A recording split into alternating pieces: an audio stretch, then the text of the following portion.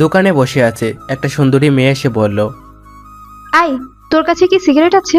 হ্যাঁ সিগারেট তো আছে, কি সিগারেট দেবো সেটা বলেন। যেটা সবচেয়ে দামি ওই সিগারেটটা দে। আমি ও কথা মতো সিগারেটটা দিলাম।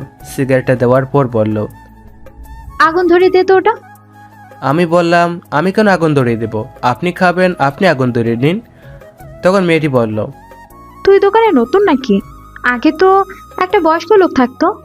আমি নতুন হই আর পুরাতন তাতে আপনার কি, আর আমার সিগারেটের দাম দেন। তুই আবার আমার কাছে সিগারেটের টাকাও চাস? তুই আমাকে চিনিস? আমি হলাম মাফিয়া কুইন। আমার কথায় এলাকার সব মানুষ পরিষ্কার পানি ঘোল করে খায়। আর তুই আমার কাছে টাকা চাস? তোর তো অবস্থা খুব খারাপ হবে। পকেটে নাই সিগারেট খাওয়ার পয়সা, আর ডায়লগ দেখে মনে হয় ফুটপাতের ধনী। যত সব ফালতু মেয়ে। এটা বলার সাথে সাথে মেয়েটি আমাকে ঠাস করে থাপ্পড় মারে। আমাকে থাপ্পড় মারা, আমিও দুই গালে দুইটা বসিয়ে দিই, আর মেয়েটি চিৎকার দিয়ে ওঠে। তখনই দোকানের বাইরে থাকা ছেলেগুলো এসে বলে, আপু কি হয়েছে? ওই ছেলেটা আমার সাথে বেয়াদবি করেছে, ওকে কিছু শিক্ষা দেওয়া লাগবে। এটা শুনে ছেলেগুলো বলতে থাকে, কি, এই ছেলে তোমার সাথে বিয়াদবি করেছে? শালাকে এখনই মজা দেখাচ্ছি। এটা বলে যখনই ছেলেগুলো আমাকে ধরতে আসবে তখনই বাবা এসে বলল, কি হয়েছে? তোমার ছেলে আমার সাথে বেয়াদবি করেছে, আর এর জন্য আমি তোমার ছেলেকে শাস্তি দেব। ও এখানে থাকে না, 2 দিন থেকে এসেছে। আপনাকে হয়তো চিনে না, আর ভুল করলে আমি ওর হয়ে ক্ষমা চাচ্ছি। তাও ওকে ছেড়ে দিন। ঠিক আছে, তুই ভালো মানুষ বলে তোকে ছেড়ে দিলাম। পরের বার সাবধান করে দিচ্ছি, তা না হলে পরের বার কিন্তু অনেক পস্তাবে। ঠিক আছে মা, বলে দিব আমি। বাবা তুমি ওর সাথে ওভাবে কথা বলছো কেন? আর সিগারেটের টাকাটা দিয়ে যেতে বলো। টাকা আমার কাছে পাই, আমি দিবনি। এত কথা বলো কেন তুমি? আমি কথা বলছি তো, তাই না? মা তুমি চলে যাও, আমার ছেলের কথা কিছু মনে করো না, ওর একটু রাগ বেশি তো। পরে মেয়েটিও তার ছেলে পেয়ে সবাই চলে গেল। তখন বাবা বলল, তুই কি মেয়েটাকে চিনিস না? মেয়েটিকে চিনে আমি কি করব? আর মেয়েটা কে? মেয়েটির নাম হলো সাইফাতুল আয়াত, অনেক জেদি এবং বদমেজাজি মেয়ে। তুমি তো মনে হয় শুনেছো শুভ মাস্তানের কথা। ওই হলো শুভ মাস্তানের হবু বউ। সেই জন্য কোনো ছেলে পেলে তার সাথে লাগতে আসে না, সবাই ভয় পায়। আব্বুর মুখে শুভ মাস্তানের নাম শুনে মনে মনে ভাবতে থাকলাম, মাস্তান হলাম আমি, আর আমি জানি না আমার হবু বউ আছে। আমি বাবাকে জিজ্ঞেস করলাম, বাবা শুভ মাস্তান থাকে কোথায়? তুই যেখানে থেকে লেখাপড়া করিস কুড়িগ্রামেই থাকে। তুই চিনিস না নাকি? অনেক খারাপ লোক, বুঝছিস?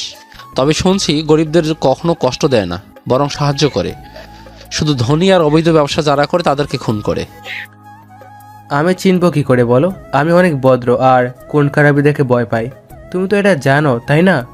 ওসবের মধ্যে না যাওয়াই ভালো। দোকানদারি ভালো করে কর, কারোর সাথে খারাপ ব্যবহার করিস না। 2 দিনের ভিতরেই শরীর ঠিক হয়ে যাবে, তখন আমি বুঝতে পারবো।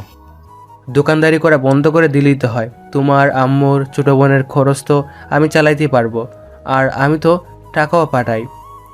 বাবারে, অনেক আগের থেকে ব্যবসা করি। দোকানে বসে মানুষের সাথে কথা না বললে ভালো লাগে না। তুই অনেক টাকা পাঠালেও যতদিন শরীর চলবে ততদিন দোকানে বসেই থাকবো। হয়েছে হয়েছে, আর বলতে হবে না। তুমি দোকানে বসো, আমি খাবার খেয়ে আসি। খাবার খেতে বাড়িতে চলে আসি, আর এসে মাকে খাবার দিতে বললাম। খাবার টেবিলে বসে আছি, তখন ছোট বোন ফারিয়া পিছন থেকে এসে বলল, ভাইয়া, আমার চকলেট কোথায়? তুই কি এখনো ছোট আছিস নাকি রে? তুই এখন 10ম শ্রেণীতে পড়স, এখনো চকলেট চাস?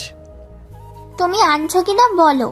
আর আমি এখনো বড় হই নাই, তাড়াতাড়ি চকলেট দাও। চকলেট না দিলে আমি কান্না করব। ফারিয়ার সাথে ওই রকম না করে চকলেট দিয়ে দিলেই পারিস। চকলেট ছাড়া তো আসিসনি, চকলেট দিয়ে খাওয়া শুরু কর। চকলেট দিয়ে খেতে বসলাম।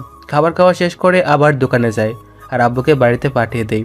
সারাদিন দোকানদারি করে বিকালে একটু মাঠে যাই বন্ধুদের সাথে দেখা করতে যাওয়ার সময় দেখি সকালে সেই মেয়েটি সাইফাতুল আয়াত, নামটা অনেক সুন্দর, কিন্তু মেয়েটা ভালো না। ওদেরকে এড়িয়ে যাওয়ার চেষ্টা করলাম, কিন্তু ও যে কথা আছে না, যেখানে গেলে বাঘের বস সেখানে গেলে রাত হয়। আমার ক্ষেত্রেও ঠিক এই বিষয়টি ঘটল। আমি ওদের এড়িয়ে যাওয়ার পরেও ওদের চোখে আমি পড়ে গেলাম, আর ওরা আমাকে ডাকলো। আমি গিয়ে বললাম, আমাকে ডাকলেন কেন? একটি ছেলে বলল। তুই আপুর সাথে তখন বেয়াদবি করছিলি, এখন পা ধরে মাপ চা। এটা বলতে বলতে আমি আমার বন্ধুদের কল দিয়ে দিয়েছি, ওরা আসতেছে। পা ধরে মাপ চাইতে হবে কেন?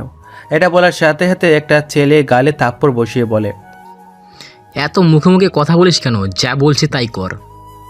আরে ওকে মারিস না, ছেলেটা দেখোস না কত ভদ্র। ওকে ভালো করে বুঝিয়ে বল, তাই হবে। আমি তখন মনে মনে বলতে থাকলাম, আসলে নিজের এলাকায় আছি সেজন্য তোদেরকে ছেড়ে দিচ্ছি, তা না হলে তোদের তো এক একটাকে ছাড়তাম না। তখন একটা ছেলে বলল। দাঁড়িয়ে দাঁড়িয়ে কি ভাবছিস? যা আপুর পা ধরে মাপ চা। তখন সাইফাতুল পায়ের কাপড় তুলে বসলো আর আমি স্লোলি হেঁটে যাওয়া ধরছি। তখন আমার বন্ধুরা চলে আসলো আর ওদের দেখে সাইফাতুল ও তার ছেলে পেলে একটু সোজা হয়ে দাঁড়ালো। আমার বন্ধুদের মধ্যে রিফাতকে দেখে পড়ল। ভাইয়া, আপনারা সবাই এখানে কেন? রিফাত কিছু না বলে আমাকে এসে বলল। একটু আসতে লেট হয়ে গেল, মন খারাপ করিস না। আর তুই এখানে দাঁড়িয়ে আছিস কেন? এরা আমাকে দাঁড় করে রেখেছে কার কাছ থেকে মাপ চাইতে হবে বলে। কে বলছে মাপ চাইতে হবে? তোর পাটা বের কর, আমি মাপ চাইতে পাঠিয়েছি। আমরা তো জানতাম না যে উনি আপনাদের বন্ধু, তাই আর কি একটু র্যাগিং করতেছিলাম। আরে ছাড় তো এসব, এগুলো সবাই বাচ্চা মানুষ, এই বয়সে এরকম করাটা ব্যাপার না, চল। আচ্ছা তুই বললি বলে ছেড়ে দিলাম, কিছু বললাম না। এরপর জেনে এরকম না শুনি, বুঝতে পারলে? এটা বলে ওদের সাথে চলে গেলাম। মাঠে গিয়ে রিফাতের সাথে আলাপে বসলাম। ওই ট্যাবলেটের ব্যবসা, ওর খবর কি? ওর বিরুদ্ধে প্রমাণ বের কর। চেষ্টায় আছি। আমাকে শুধু রিফাতই দেখছে, তাছাড়া কেউ দেখে নাই। সব সময় মাস্ক পরে থাকি। আমাদের বাড়িটা হলো কুড়িগ্রামের থেকে অনেকটা গ্রামের সাইডে। কুড়িগ্রামের চারপাশে আমার লোক আছে, এদের ভিতরে আবার একজন করে বড় ভাই আছে। আমাদের এলাকায় রিফাতকে রাখছি, ও ছোট সময়ের বন্ধু। মাগরিবের আজান পর্যন্ত গল্পগুজব করলাম, করে আবার দোকানে গেলাম আর আব্বু বাসায় চলে গেল। একটা লোক আসলো ডিসকভার 150 সিসির গাড়ি নিয়ে, এসে বলল সিগারেট দে। আমি সিগারেট দিলাম আর লোকটি আমার দোকানের বয়মের উপর একটা চাবি রাখলো। চাবিটা দেখে আমাদের দোকানের সামনে বসার জন্য যে ব্রেঞ্চ রাখা হয়েছে ওখানে গিয়ে বসলো। আর বসার পরই আরেকটা লোক এসে ওই লোকটির সাথে বসলো। যে লোকটি আসলো ওই লোকটির গাড়িও একেবারে সেম গাড়ি। আমি লক্ষ্য করে দেখলাম পরের লোকটিও একটি চাবি দিল আগের লোকটিকে, আর চাবিটা নিয়ে ওই লোকটি, যে লোকটি পরে আর আসলো আর তার গাড়ি নিয়ে চলে গেল। ওই লোকটি চলে যাওয়ার পরে পরের লোকটি আমার দোকানে একটা সিগারেট নিল আর আমার বয়মের উপরে রাখা চাবিটা নিয়ে চলে গেল। আমি এসব কাণ্ড কারখানা দেখে পুরো অবাক। আমি দুজনের কার্যক্রম দেখে বুঝতে পারলাম এরা অবশ্যই 2 নম্বর কাজ করে, এদের খোঁজখবর করতে হবে। যেহেতু এরা এই দোকানে এমন ব্যবহার করলো, এর আগেও এখানে অনেকবার এসেছে। এরা যেহেতু অনেকবার এসেছে তাই পরে আবার আসবে, তখন এদের খবর বের করব। আমার দোকানের সামনে বসে অনেকে অনেক রকম আলোচনা করছে। এর মধ্যে একটা মুরব্বি টাইপের লোক বলল, আমি অনেক টেনশনে আছি। আর একটা লোক বলল, কেন ভাই? তখনই এই লোকটি বলল, মেয়েটা দিন দিন কি রকম হয়ে যাচ্ছে। আগে কত সুন্দর ছিল, আর এখন দেখলে মনে হয় নেশাখোর। আর এখন বাড়ি থেকে প্রচুর টাকা নেয়। এসব আর অনেক কিছু বলতেছে। রাত 12টা বাজে দোকান বন্ধ করব, একটা জাব বন্ধ করছি। তখন সাইফাতুল আর দুজন ছেলে আসলো, এসে বলল, ওই 3টে ভ্যানসন দে। মুখ দিয়ে মদের গন্ধ বের হচ্ছে। আমি দিয়ে বললাম বেনসনটা। ছেলেগুলো চলে গেল আর সাইফাতুল শুধু আছে, নেশার মাঝে বলতেছে, ওই হালা, আমাকে বাড়িতে পৌঁছে দে। এসব বলতেছে আর ডুলতেছে। আমি বললাম, আমি তো আপনার বাড়ি চিনি না। আমাকে ধর, আমি একাই যেতে পারবো। সত্যি কথা বলতে সাইফাতুলকে প্রথম দেখে মনে ধরে গেছে, তাই চান্সটা আর ছাড়লাম না। ওকে ধরে নিয়ে ওর কথা মতো চলতে থাকলাম। ও একটা অনেক বড় বাড়ির সামনে দাঁড় করালো আর বলল, এই নে চাবি, আর গেটটা খোল। আমি তো বাড়ি থেকে অবাক, এত বড় বাড়ি দেখে। বাড়ির গেট খুললাম, খুলে ওকে নিয়ে বাড়ির ভিতরে গেলাম। তখন দেখি মা কল দিছে, তাই দাঁড়িয়ে কল ধরে বললাম, মা আমি ঠিক আছি, আর আমি বাড়ির কাছাকাছি এসে পড়েছি। এটা বলে কল কেটে দিলাম। আম্মুর সাথে কথা না বললে আম্মু টেনশন থাকবে। বাড়িটা 2 তলা। আমি ভাবলাম বাড়িটা এত বড়, তাহলে মনে হয় বাড়ির ভিতরে অনেক মানুষ থাকবে। কিন্তু আমি যখন ভিতরে প্রবেশ করলাম তখন মনে হলো বাড়িতে কেউ নেই। আমি জিজ্ঞেস করলাম, তোমার বাড়িতে কেউ নেই? আমি একাই থাকি। আর তুই আমাকে প্রশ্ন করছিস কেন? হ্যাঁ, আমাকে রেখে তুই চলে যা। আর আমি মাতাল অবস্থায় আছি বলে উল্টাপাল্টা কিছু করার চেষ্টা করলে ভুল করে ফেলবি কিন্তু। তুই যে অবস্থায় আছিস তোর সাথে কোনো কিছু করলে তুই আমার কিছু করতে পারবি না, আর তোকে আমার কিছু করার নাই। তুই তাক, তোর মতো আমি গেলাম। এটা বলে চলে আসলাম। আর আসার সময় বাড়ি থেকে আটকে দিয়ে আসলাম। বাড়িতে আসার পর মা বলল, এত দেরি হলো কেন? আমি তখন মাকে বললাম, এমনি দোকানে মানুষ বসেছিল তাই দেরি হইল, খাইতে দাও, ক্ষুধা লাগছে। আম্মু খাইতে দিল, খাবার শেষ করে ঘুমালাম। ঘুম থেকে উঠে ফজরের নামাজ পড়লাম, পরে দোকানে রওনা দিলাম। শীতের দিন কুয়াশা কুয়াশা, রাস্তা শীত পড়েনি, পড়বে ভাব। আবহাওয়াটা অনেক সুন্দর লাগছে। দোকানে গিয়ে রিফাতকে কল দিয়ে আসতে বললাম। রিফাত আসলো, আমি ওকে চা বানিয়ে দিলাম আর বাইকের ঘটনাটা বললাম। রিফাত বলল, ঠিক আছে, আমি দেখতেছি। সেদিনের মতো রিফাত চলে গেল। আমি দোকানদারি করতে লাগলাম। 2 দিন কেটে গেল। এই 2 দিনের সাইফাতুলের দেখা পাইনি। 3 দিনের দিন রাতে সেদিনের লোকগুলো আবার আসলো। আমি ওই লোকটিকে দেখার পরই আমি রিফাতকে কল দিয়ে বলে দেই ওদেরকে ফলো করতে। রিফাত ওদের পিছনে লুক লাগিয়ে দেয়। একই প্রক্রিয়া অবলম্বন করে বাইক এক্সচেঞ্জ করে চলে যায়। আর আমি সেই দিনের মতো চলে আসি। আব্বুর শরীরটা সুস্থ, তাই সকালে আব্বু দোকানে যাবে, তাই আমি লম্বা একটা ঘুম দেই। সকালে ঘুম থেকে উঠে আমি আর ফারিয়া খাইতে বসছি। তখন ফারিয়া বলল, ভাইয়া আমাকে স্কুলে দিয়ে আসবে একটু? তুই কি পিচ্ছি নাকি রে, তোকে স্কুলে দিয়ে আসতে হবে? কিছু বখাটে ছেলে আমাকে ডিস্টার্ব করে বাজে বাজে কথা বলে। ফারিয়া কথা শুনে রাগ উঠে যায়, কিন্তু রাগ কন্ট্রোল করে বলে, ঠিক আছে আমি যাব তোমার সাথে। পরে খাবার খেয়ে ফারিয়ার সাথে যাই, আর ওরা আমার সামনেই খারাপ মন্তব্য করতে থাকে। আমি ফারিয়াকে বলি, তুমি যাও, আমি কথা বলছি। আমি গিয়ে ওদেরকে বললাম, দেখো তোমরা আমার বয়সে ছোট হবে, আমি তোমাদের বড় ভাই হিসেবে কথা বলি।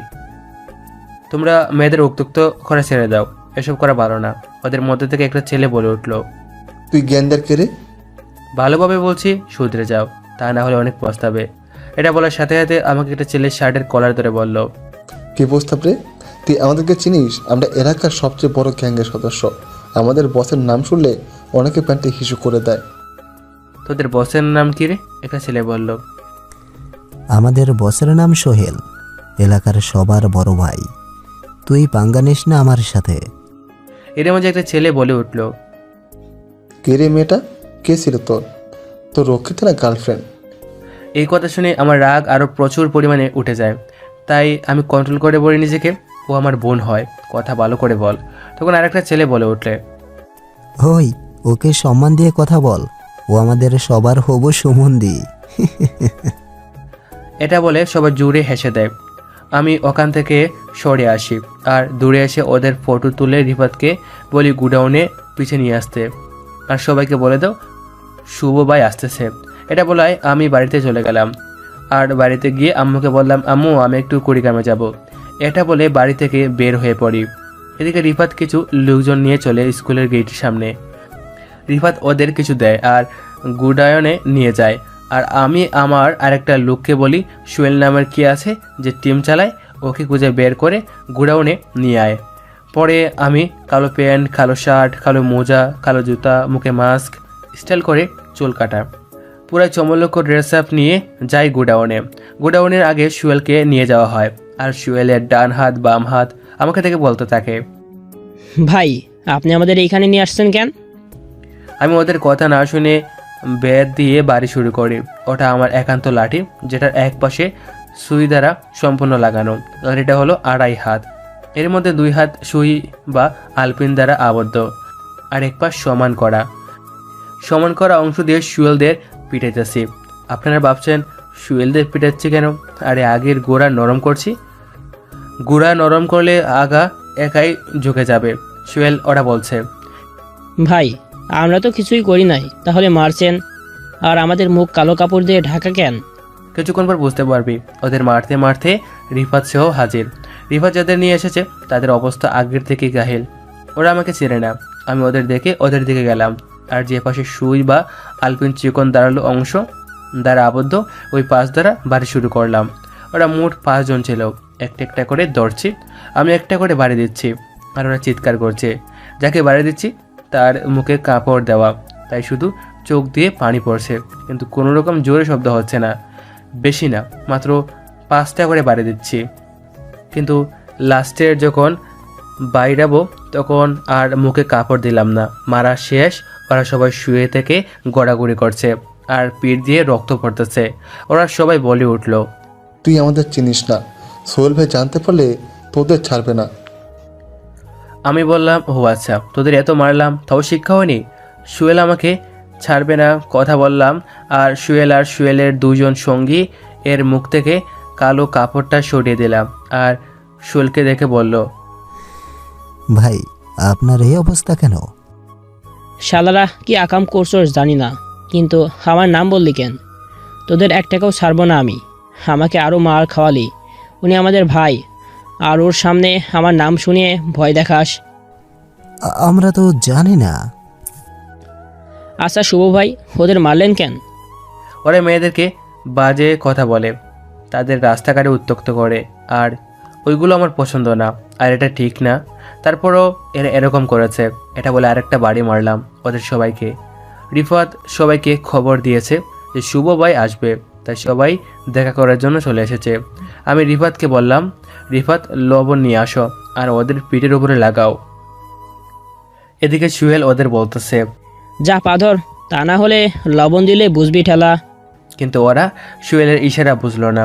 অবশেষে একটার পিঠের উপর লবণ দেওয়া হলো, আর ছেলেগুলো মুরগির জবাই করার সময় যেরকম লাফ মারে ওরকম করা শুরু করলো। 2 মিনিট রাখলাম, এরপর বললাম ওদের লবণ ধুয়ে দাও। এটা শুনে একটু চিল্লানি কমলো। ওদের লবণ দেওয়ার জন্য যে গরম পানি ডালা হবে এটা হয়তো জানা ছিল না ওদের। গরম পানি দেওয়ার সাথে সাথে আরও চিৎকারের পরিমাণটা বেড়ে গেল। অবশেষে কষ্ট সহ্য করতে না পেরে সবাই জ্ঞান হারা হয়ে পড়লো। আমি সুহেলকে বললাম, যাও এবার এতে চিকিৎসা কর, আর এদেরকে বলে দিও ভালো করে। আবার যদি আমি জানতে পারি তোমাদের লোক মেয়েদের সাথে খারাপ আচরণ করে, তাহলে ওদের জায়গায় তুমি থাকবে। ঠিক আছে ভাই। এটা বলে সুহেল চলে গেল। আর যাওয়ার সময় আমি কিছু টাকা দিলাম চিকিৎসা বাবদ। ওদের মারার কারণে মনে নেই যে আর লোক আছে, পুরো গুড়াউন বোঝায় মানুষ, সব এলাকার লোক আছে। আমার জন্য একটা চেয়ার আছে, আমি ওখানে বসলাম, আর আমার পাশে রিফাত বসলো। আমি চেয়ারে বসে সবাইকে দেখি এদের মধ্যে সাইফাতুলও আছে, অনেক সেজে গুজে এসেছে, আর 4-5 জন মেয়ে আছে, কিন্তু সাইফাতুলকে সুন্দর বেশি লাগতেছে। সাইফাতুলকে দেখতেছি, রিফাত কানের কাছে এসে বলল, কম করে দেখ। আমি ওর কথা শুনে হুঁশে ফিরে সবার উদ্দেশ্যে বললাম, তোমরা জানো আমি কিছুদিনের জন্য আন্ডারগ্রাউন্ডে আছি, আর আজকে দেখলি তো শাস্তির কথা। তোমাদের টিমের যদি কেউ কোনোদিন কোনোরকম মেয়েদের সাথে খারাপ ব্যবহারে উত্ত্যক্ত করো, আর আমি যদি জানতে পারি, তাহলে তাদের শাস্তি এর থেকে কষ্টদায়ক হবে। আবার ভেবো না আন্ডারগ্রাউন্ডে আছে বলে কিছু জানতে পারবো না, আমি কিন্তু সবই জানতে পারি। এটা বলে রিফাতকে আস্তে করে বললাম, মেয়েটিকে একটু সাহায্য করি। তুই সবার ভাই, তোর যা ভালো মনে হয় কর। মজা নেস বেটা, আমি সবার মাঝখান থেকে বললাম, ওই সাদা শার্ট, শুনে যাও। তখন সাইফাতুল বলল, জি আমি। হ্যাঁ তুমি। সাইফাতুল আসলো আর বলল, আমাকে ডাকলেন কেন? তোমার সাথে প্রেমের কথা বলবো সেই জন্য ডাকলাম। ও মা, সত্যি? হ্যাঁ গো হ্যাঁ, আমি তোমার সম্পর্কে অনেক কিছু শুনলাম। তুমি তো অনেক খারাপের দিকে যাচ্ছ, তুমি সবার সাথে খারাপ ব্যবহার করো, দোকান থেকে খরচ নিয়ে টাকা দাও না, যার তার সাথে খারাপ ব্যবহার করো। এসব যদি আরও শুনি তাহলে লবণের পানিতে গোসল করাবো, বুঝতে পারলে? বুঝতে পারছি। আরেকটা কথা ছিল, তোমাকে না ওই ড্রেসে অনেক সুন্দর লাগছে। আমার কানের কাছে মুখ নিয়ে এসে বলল, আই লাভ ইউ। এটি বলে চলে গেল। আমি ওটাই গুরুত্ব না দিয়ে সবার উদ্দেশ্যে বললাম, তোমরা সবাই ভালো করে থাকো, সামনে কিন্তু অনেক বড় কিছু হতে পারে। সবাই বলল, ঠিক আছে ভাই, আর আপনার সাথে একটা করে সেলফি তুলতে চাই। তোমরা এখানে অনেক লোক, আর সেলফি তুলতে গেলে অনেক সময় লাগবে। ওদের মধ্যে থেকে একজন বলে উঠল, ভাইয়া আপনাকে দেখতে চাই। আমি বললাম, ভাইয়া আমি একদিন আনুষ্ঠানিকভাবে সবার সামনে আসব, তখন দেখবে। এটা বলে সবার কাছ থেকে বিদায় নিলাম। আর আমি যখন বের হয়ে গাড়িতে উঠবো, তখন সাইফাতুল আমার কাছে এসে বলল, তোমার নাম্বারটা দাও। কি করবে? প্রেম করব। আসলে আমি তোমাকে অনেক ভালোবাসি, তাই আর কি, প্রেম করার জন্য তোমার সাথে কথা বলতে চাই এবং ভালোবাসতে চাই। আর ভালোবাসা আর আমাকে না দেখি, আমার মুখোশের আড়ালে যে মুখটি আছে সেটা যদি বিকৃত হয়ে থাকে, তখন কি করবে? তবুও ভালোবাসবো। এখন নাম্বারটা দেন। আমি ফোন ব্যবহার করি না। তখনই আমার ফোনটা বেজে উঠলো। আমি পকেট থেকে আইফোনটা বের করলাম, কথা বলতে বলতে গাড়িতে উঠলাম আর রিফাত সাইফাতুলকে বলল, ভাই কথা বলবে না, তুমি এখন যাও। আর সাইফাতুল বলল, এত দামি একটা ফোন পালে আর বলে আমি ফোন পালি না। আমি পার্সোনাল নাম্বার নিয়েই ছাড়বো। এটা বলে সাইফাতুল চলে গেল। আমি কলে কথা বললাম। আমার দোকানে যে লোকগুলি এসে গাড়ি এক্সচেঞ্জ করতো তাদের ব্যাপারে খোঁজ পেয়েছে। লোক দুটির নাম জুয়েল ও লিমন। ওরা মূলত ড্রাগস সাপ্লাই দেয় আর এই ড্রাগসগুলো দেয় কলেজের ছাত্রছাত্রীদের। এটা শুনে একটা শক খেলাম। লোকটি আরও বলল, এদের পেছনে অনেক বড় বড় লোক আছে, এখানে একটা গ্যাং কাজ করে, এই কাজের অনেক বড় বড় নেতা জড়িত আছে। পরে কলটা কেটে দিলাম আর ভাবতে লাগলাম এদেরকে যেভাবেই হোক শেষ করতে হবে। তারা কলেজের ছাত্রছাত্রীদের টার্গেট করেছে, যেটা খুবই খারাপ লাগলো। মনে মনে ভাবতে থাকলাম যেভাবেই হোক এদের শেষ করতে হবে। এদের পেছনে কার হাত বেশি খুঁজে বের করা লাগবে, তারপর আক্রমণ করতে হবে। আমি রাতে 10টায় বাড়িতে যাই। আম্মু বলল, তুই বলে আসবি না? তাহলে এত চলে এলি যে? আমি মাকে বললাম কাজ শেষ হলো, চলে আসলাম। আচ্ছা বস, আমি তোকে খাবার দিচ্ছি। খাবার শেষ করে শুয়ে থেকে ফেসবুকিং করছি, তখন আব্বু আসলো।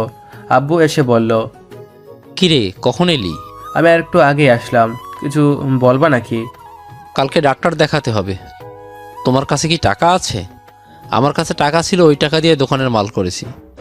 আমার মনেই ছিল যে কালকে চেক আপ করাতে হবে। আমার কাছে টাকা আছে কিন্তু বিকাশে। কালকে কখন যাবা? অনেক ভোরে যেতে হবে। ও, আমি টাকা বের করে এনে দিচ্ছি। এটা বলে টাকা বের করার জন্য দোকানের দিকে রওনা দিলাম। দোকান থেকে বেশি দূর না, দোকান হলো সাইফাতুলদের বাড়ির সাথে। আমি গেলাম, দূর থেকে দেখতে 2-3 জন বসে আড্ডা দিচ্ছে। আমি দোকানের কাছে গিয়ে দেখতে পেলাম সাইফাতুল আর 3-4 জন ছেলে বসে আছে। আমি দোকানদারকে বললাম, ভাই 10,000 টাকা বের করা লাগবে, ক্যাশ আছে কি? আছে। টাকার কথা শুনে সাইফাতুল বলল, আই দেখ রে, দোকানদার লোকরাও বিকাশে হাজার হাজার টাকা রাখে। গরিব লোকদের জন্য বিকাশে আর কম টাকা রাখা যাবে না।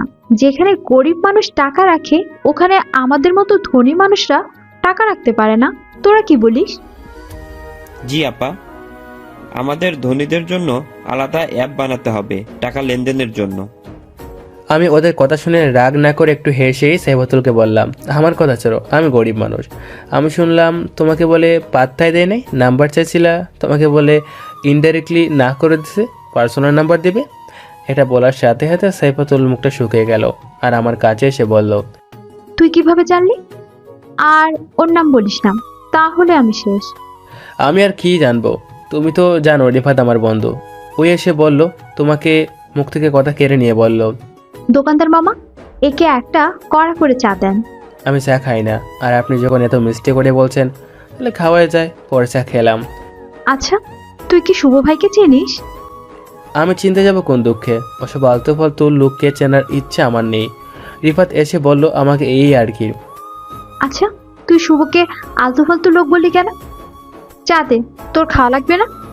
এটা বলে চায়ের কাপটা সত্যি সত্যি নিয়ে নিল হাত থেকে। আর এটা দেখে পুরো টাস্কি খাওয়ার মতো অবস্থা।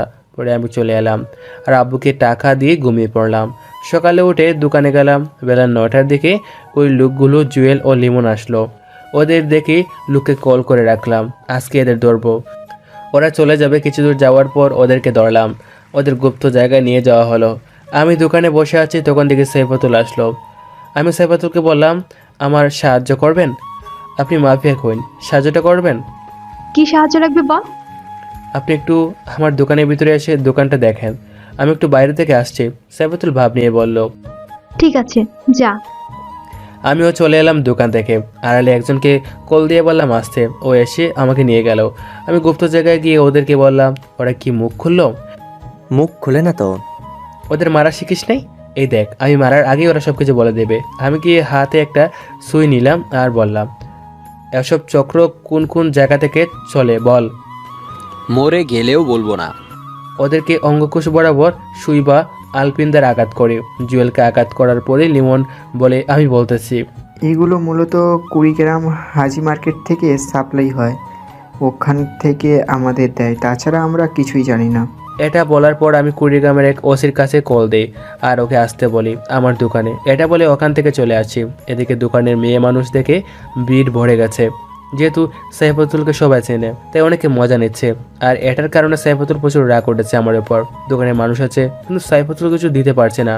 আমি দোকানে যাওয়ার সাইফাতুল এর সামনে কিছু মুরব্বী মানুষ বলল, বউকে দোকানে রাখ, এটা পছন্দ হলো না? তুমি ইয়াং একটা ছেলে, আর যেন তোমার বউকে না দেখি। অনেকজন বলল, কেন ভাই, এত ভালো ছেলের কপালে এত পাজি একটা মেয়ে জুটলো? আল্লাহ রহমত করিও ছেলেটার উপর। এসব কথা শুনে সাইফাতুল সবার সামনে একটা কিছু বলল না, কিন্তু সাইফাতুলের চাহনি দেখে বুঝলাম ও আমাকে একলা পেলে আস্ত খেয়ে ফেলতো। সাইফাতুল চলে গেল। কিছুক্ষণ পর ওসি এসে হাজির। আমি ওখানে চা দিয়ে সব ঘটনা বললাম, আর ওদের নিয়ে যেতে বললাম, আর বললাম এগুলো যেন মিডিয়া জানতে না পারে। মিডিয়ার প্রচার করলে সবাই সাবধান হয়ে যাবে। ওই দুজনকে গোপনভাবে নিয়ে যান, সে বলল। ঠিক আছে, তাই হবে। এটা বলে চলে গেল। আমি দোকানের দিকে মনোযোগ দিলাম। সারাদিন দোকানদারি করলাম আর ভেবে বের করলাম এদের চক্রের সবাইকে ধরতে হলে আমাকে কুড়িগ্রামে যেতে হবে। বাবাকে আজকে বলা লাগবে। রাতে দোকান বন্ধ করে বাড়ির দিকে আসবো। দোকান বন্ধ করে বাড়ির দিকে রওনা দিচ্ছি। আসতেছি তখন কে যেন ধাক্কা দিয়ে ফেলে দিল। আমি উঠতে যাব, তখনই আরেকজন এসে আমায় ধাক্কা মারলো আবার। আমি না বলতে লাগলাম, কে তোমরা, আর আমার সাথে এরকম করছো কেন? তোমরা কিন্তু ভালো করছো না, এতে তোমাদের পস্তাতে হবে বলে দিলাম। ওদের মধ্যে থেকে একজন বলে উঠল, তুই আমাদের চিনে কি করবি? আবার একজন বলল, কথা বলিস কেন? ওরে মারার কথা মারে। তখনই অন্ধকারের ভিতরে আক্রমণ করলো। আমি সরে গেলাম, যার কারণে আমার কিছু হলো না। আমাকে তারা চারদিক থেকে আক্রমণ করলো। আমি চেষ্টা করছি ওদের থেকে বাঁচার তামিল নায়কদের মতো, কিন্তু আমি তো তামিল নায়ক না যে সবাইকে উড়িয়ে দেব। তাই নায়ক সাজতে গিয়ে মার খেলাম। তারা উড়াদোড়া মারলো। আমার শরীরে কিছু অংশ ফেটে গেছে। আমার প্রায় জ্ঞান হারানোর মতো অবস্থা। আমার মুখ দিয়ে রক্ত পড়তেছে, নাকটা ফেটে গেছে, রক্ত পড়তেছে। তখন কে যেন এসে বলল, তখন আমাকে দোকানদার বানিয়ে মজা নিয়েছিলি, এখন বোঝ মজা কেমন। এটা বলে একটা লাথি মারলো পিঠের উপর, আর একটা লোক এসে মাথায় একটা বাড়ি মারলো। এরপর আর আমার কিছু মনে নেই। পরে যখন জ্ঞান ফিরলো তখন আমি হাসপাতালে নিজেকে আবিষ্কার করলাম। দেখি মা বোন আছে। আমি চোখ খোলার পর আমি শরীর নাড়ানোর চেষ্টা করলাম, কিন্তু পারলাম না। আস্তে আস্তে আম্মুকে ডাক দিলাম। আম্মুর চোখে দিয়ে পানি পড়তেছে। আমার ডাক শুনে আম্মু একটু স্বস্তি পেল। আমি কতদিন থেকে আছি এখানে? বেশি না, 15 দিনের মতো হলো। আমার সুস্থ হতে কতদিন লাগবে? বেশি না, আর 1 মাসের মতো লাগবে। আমাকে এখানে কে নিয়ে এসেছে? অনেক রাত হয়েছে, তুই বাড়ি ফিরিস না দেখে তোর ফোনে কল দিলাম, তুই কল ধরলি না। পরে তোর বাবাকে পাঠাই দোকানের দিক, আর তোর বাবা যখন যায় তখন রাস্তায় তোকে দেখতে পাই। তখন দিকে রিফাত দরজা দিয়ে ঢুকলো। তোর জন্য অনেক টেনশনে ছিলাম। আচ্ছা, তোর অবস্থা কি এরকম করেছে? তুই যদি বুঝে থাকিস তাহলে বল, তারপর দেখ আমি কি করি। আম্মু, বাড়ি থেকে রান্না করে নিয়ে আসো, তোমার হাতের খাবার খাই না অনেকদিন হলো। আম্মু আর ফারিয়া চলে গেল। আমি তখন রিফাতকে বসতে বললাম। মেয়ে ছিল রে, ওকে আমি ভালো করেছি রে। কে সে? আর ওই দিন যে মেয়েটা আমাকে প্রপোজ করলো, ওই মেয়েটা। ওই যে সাইফাতুল, তুই জেনে বসে আছিস? আর তো এমন মার খাওয়ালো কেন? সব কিছু খুলে বললাম। তখন রিফাত বলল, তাহলে ওকে একটু সাহায্য করি।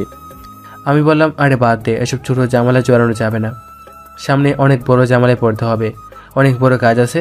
আমাকে তো অনেক দিন শুয়ে থাকতে হবে। তাই তোকে একটা কাজ দেই, তুই কাজটা কর। আর কাজটা করার সময় অনেক সাবধানে থাকতে হবে, তা না হলে কিন্তু জামালায় পড়তে পারিস। কি কাজ? অনেক কঠিন কাজ হলে করবো না, তুই কর বাল।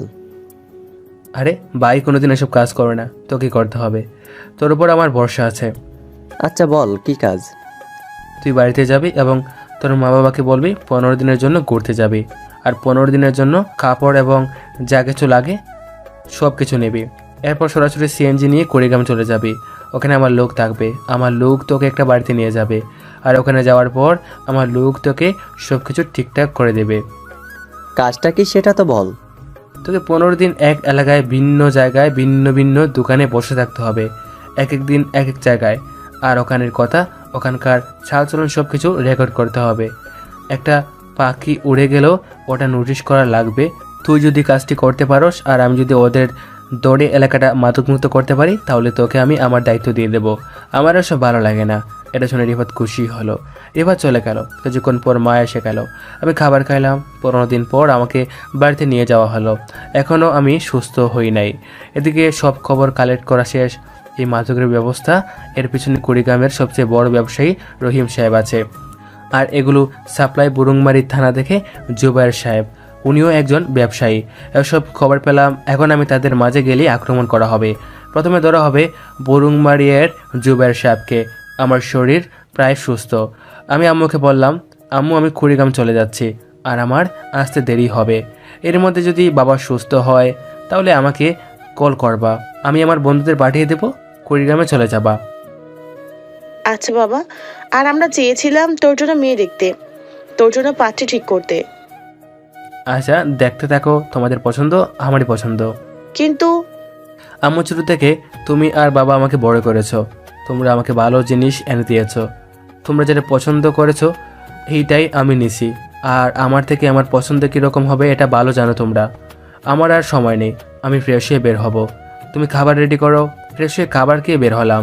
তখনই ফারিয়া এসে বলল, ভাইয়া আসবে কবে? আমি বললাম দেরি হবে, আর ওকে 100 টাকা দিলাম। আর আম্মুর কাছ থেকে বিদায় নেওয়ার সময় আম্মুকে দিলাম 1000। আম্মু নিতে চাইল না, তবুও দিলাম। সেনজি নিলাম। আমি ওটার সাথে সাথে দেখি সাইফাতুল উঠলো। আমি তাকে না দেখার বান করলাম। কুড়িগ্রামে আমি যাব এটা প্রচার হয়ে গেছে। তাই আমার সব ছেলে পেলে আমাদের একটা নির্দিষ্ট হল রুম আছে, ওইখানে এসেছে। আমি মনে মনে আইডিয়া করলাম সাইফাতুলও মনে হয় ওখানে যেতেছে। আমাকে থেকে সাইফাতুল বলল, কিরে দোকানদার, তুই তাহলে এখনো বেঁচে আছিস? তোকে মেরে ফেলতে চেয়েছিলাম, কিন্তু কিভাবে ছেড়ে দিলাম? তোকে মারার পরিকল্পনা করেছিলাম ওই দিন। সেই দিন তোর জন্য রিফাত ভাই আমাকে বকে, সেই দিনই। কিন্তু পরে যা করলি তার জন্য রাগ আরো বেশি উঠেছিল। তাই আর কি, হালকা পাতলা কিছু দিলাম। আর আমার দিকে চোখ তুলো তাকাবি না। আর আমি এখন যেখানে যাচ্ছি ওখানে আমার অনেক ছেলে যারা আমাকে কুইন বলে ডাকে, কারণ আমি যে শুভয়ের হবু বউ, বলতে পারিস গার্লফ্রেন্ড। কিরে তুই কি মার খাওয়ার পর বোবা হয়ে গেলি নাকি? আমি এত কথা বলছি আর তুই কিছুই বলছিস না। আমি তোমাকে একটা কথা বলি, তুমি শিক্ষিত মেয়ে, আমি সংক্ষিপ্তভাবে বলে বুঝতে পারবে। একটা প্রবাদ আছে, খালি কলসি বাজে বেশি। তুমি হলে সেই কলসির মতো। আর দ্বিতীয় কথা, এরকম ছেলেদের মতো চললে তোমাকে কেউ পছন্দ করবে না। এসব বলার পর সাইফাতুল আমার দিকে রাগে দৃষ্টিতে তাকিয়ে আছে। কিছু বলবে তখনই গন্তব্যস্থানে সিএনজি থামছে আর আমি চলে যাই। এদিকে সাইফাতুল আমার দিকে রাগে দৃষ্টিতে তাকিয়ে আছে। আমি তাড়াতাড়ি আমার বাসায় যাই। ওখানে রিফাত আগে থেকেই আছে। আমি পৌঁছানোর পর আমি রেডি হয়ে চলে যাই হল রুমে। গিয়ে দেখি সবাই বসে আছে। আমি লক্ষ্য করলাম সাইফাতুলও আছে। আমি সবাইকে উদ্দেশ্য করে বলতে থাকলাম, আমি কিছুদিনের জন্য বুরুংমারি যাব, ওখানে আমার কাজ আছে। আর আমি এতদিন ছিলাম না, তবুও সবার খবর জেনেছি। তোমরা এতদিন ভালো ছিলা, আর পরেও যেন ভালো থাকো। তবে আমাদের মেয়ের থেকে ছেলেরা অনেক সুন্দর। আমার গ্রুপে মেয়ে আছে 60 জন। এদের মধ্যে একটা মেয়ের ব্যাপারে আমি শুনেছি যে কিনা অনেক খারাপ একটা মেয়ে, যে কিনা বিনা কারণে একটা ছেলেকে মেরেছে। তোমরা কে এমন করেছো আমি জানি। তুমি নিজের ইচ্ছায় বেরিয়ে আসো। আমি নাম ধরে রাখলে কিন্তু শাস্তির পরিমাণ বেড়ে যাবে, বলে দিলাম। তখন থেকে সাইফাতুল আস্তে আস্তে বেরিয়ে আসছে। মাথা নিচে করে আসলো আমার সামনে। আমি সাইফাতুলকে বললাম, তুমি হয়তো আমাকে চিনো না, আমি সব খবর রাখি। তুমি বলে আমার হবু বয়ফ্রেন্ড, সরি তুমি বলে আমার হবু গার্লফ্রেন্ড? না মানে আমি। এটা বলার সাথে সাথে আমি ঠাস করে একটা চড় মেরে বললাম, তোমার তো সাহস কম না? তুমি আমার সম্পর্কে উল্টাপাল্টা কথা বলো। আসলে হয়েছে কি, আমি মেয়েদের গায়ে হাত তুলি না। এটা বলে আরেকটা দিলাম বসিয়ে। সুন্দর চেহারা থাপ্পড় জুড়িয়ে মেরেছি। 5টা আঙ্গুল দেখা যাচ্ছে আর লাল টকটক হয়ে গেছে। সাইফাতুলের চোখে পানি। তখন সাইফাতুল কান্না করতে করতে বলতে শুরু করলো, আমি কি ভুল করেছি? হ্যাঁ, আমি তোমাকে না দেখে ভালোবেসেছি। আমি তোমাকে অনেক ভালোবাসি। আর ছেলেটা কে হয় তোমার? হ্যাঁ, ও আমার সাথে বেয়াদবি করেছে, তাই ওরকম করেছি। আর আমাকে মেরে ফেললো, মরার আগ পর্যন্ত বলবো আমি তোমার হবু বউ। আমাকে ইমোশনালি কথা বলে লাভ নেই। কানের কাছে মুখ নিয়ে বললাম, তুমি যদি আমাকে সত্যি ভালোবাসো তাহলে আমার দল থেকে নাম কেটে নেবে আর সরাসরি বাড়িতে গিয়ে সুন্দর করে থাকবে। কোনো ছেলের সাথে মিশবে না, আর কারোর সাথে খারাপ ব্যবহার করবে না। আর এখন থেকে শাড়ি পরবে আর সব রকমের রান্না শিখবে। যদি করতে পারো তাহলে আমি তোমাকে বিয়ে করব। ঠিক আছে। এটা বলে চলে গেল। আর আমি বললাম, আমি আজকে বুরুংমারি যাইতেছি, দোয়া করো যেন কাজটা সম্পন্ন করতে পারি। পরে সবাই চলে গেল। আমি বাড়ি থেকে ফ্রেশ হয়ে বাজারে আসছি, তখন আবার সাইফাতুলের সাথে দেখা। আমাকে দেখে সাইফাতুল এসে বলে, শালা, তোর জন্য আমি থাপ্পড় খেয়েছি। আজকে শেষ সব ফাজলামি, তাই উচিত শিক্ষা দিব। এটা বলে জোরে জোরে চিল্লানি শুরু করলো আর বলতে লাগলো, মেয়েদের সাথে এরকম করে রাস্তাঘাটে মেয়েদের সাথে অসভ্যতামি করো? দু একজন লোক হলো।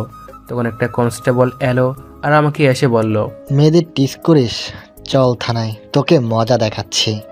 স্যার আমি এরকম কিছু করিনি, বিশ্বাস করেন। চল। এক প্রকার ধাক্কায় নিয়ে গেল, সাথে সাইফাতুলকেও নিয়ে গেল। সাইফাতুল মিষ্টি মিষ্টি হাসতেছে। থানায় যাওয়ার পর ওসির কাছে নিয়ে গেল। ওসি আমাকে চেনে, ওনার সাথে আমার ভালো সম্পর্ক হওয়ার কারণ হলো একদিন ওনাকে অনেক পিটিয়েছিলাম, তাও আবার থানার ভিতরে গিয়ে। আর পিটানোর পর অনেক গরম ধরেছিল, আর তখন মাস্ক খুলে মুখ ধুই, তখন ওসি দেখেছিল মুখ। ওসিকে মারার কারণ হলো একজন শিশুর পায়ের উপর দিয়ে গাড়ি চালিয়ে দিয়েছিল, আর টাকা দিয়ে যে সাহায্য করবে তা না করে, আর ছেলেটার বাবা মাকে শাসিয়ে এসেছিল। এসব জন্য কেউ না জানে, পরে কথাটা আমার কানে আসে, আর আমি সে চিকিৎসা করার টাকা দিই। এরপর সরাসরি থানায় ঢুকি আর পিটাই। ছেলেটার পায়ের অপারেশনের খরচের 3 গুণ টাকা নেই। এরপর থেকে আমাকে রেসপেক্ট দিয়ে কথা বলে, আর দেখা হলে কৌশল বিনিময় করে। ওসির সামনে নিয়ে গিয়ে বলল, স্যার, এই ছেলেটা মেয়েটাকে ডিস্টার্ব করে, তাকে খারাপ কথা বলেছে। ওসি আমাকে দেখে বাই বলবে, তখনই আমি ইশারায় দিয়ে না করি। তখন ওসি এসে বলে, কি এত বড় সাহস? এর শাস্তি অনেক কঠিন হবে। এই মেয়ে, তুমি যাও এখন। আর আমি জানি তুমি মিথ্যে বলেছো ছেলেটার সম্পর্কে। তুমি কথা বললে তোমাকে ভিতরে পড়ে দেবো। আমি ওকে শাস্তি দিচ্ছি। এটা শুনে সাইফাতুল চলে গেল। আর ওসি বলল, ভাই বসেন, চা খাবেন না কফি খাবেন? আচ্ছা, 1 কাপ কফি নিয়ে আসো, কফি খাই আর হালাপ করি। দাঁড়িয়ে থেকে কি দেখতেছো? যাও, ভাইয়ের জন্য কফি নিয়ে এসো। কনস্টেবলটা গেল, কিন্তু মুখে বিরক্ত ভাব, আর বলতে গেল, শালা মেয়েদের সাথে খারাপ ব্যবহার করেছে। কোথায় ওকে দোলাই দিবে, তা না তাকে জামাই আদর করতেছে। আমি বুরুংমারি যাচ্ছি মাদক ব্যবসায়ীকে ধরতে। ওখানে পুলিশের ঝামেলা হলে তোমাকে কল দেব, ডিআইজিকে নিয়ে চলে যাবে। ওখানে জেম হতে পারে। তখনই কফি নিয়ে আসলো, আমি হাতে নিলাম। ওসি দাঁড়িয়ে আছে, আমি বললাম বসো।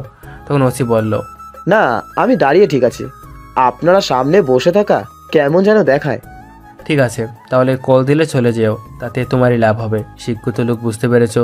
তাহলে আমি চলি আজকে, পরে দেখা হবে বুরুংমারি। পরে চলে আসলাম ওখান থেকে। চলে আসার পর কনস্টেবল ওসিকে বলতেছে, স্যার আপনি এরকম করলেন কেন? মেয়েদের টিস করেছে, কোথায় দোলাই দিবেন তা না করে। তুমি নতুন তো, যাকে নিয়ে এসেছিলে ও যদি বলে আমি নারী চাই, তাহলে ওর বাসার সামনে লাইন ধরে যাবে। ওর সাথে একটু কথা বলার জন্য অনেক মেয়ে অপেক্ষা করে।